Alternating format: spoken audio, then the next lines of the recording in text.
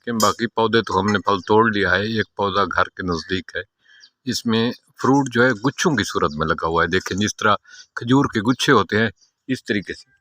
ये देखें, ये बच्चों से महफूज रहा है। तो ये देखें, आपको अगर नज़र कैमरा दिखा रहा है तो ये फ्रूट जो है मेरे वालिद साहब की निशानी है। उन्होंने ये देखें, ऊपर एक बहुत बड़ा गुच्छा लगा हुआ है। तो ये किंग ऑफ द फ्रूट इसको कहते हैं ना, मैंगो को। तो ये घर में हूँ तो पुर रौनक होता है, और दूसरा है कि बच्चे खाते हैं, और साथ vitamin C, calcium, iron, magnesium का बेहतरीन सोर्स है। तो आम का पौधा लगाना चाहिए। अगर ये पौधा सेहतमंद रहे तो ये 100 साल तक फ्रूट देता है।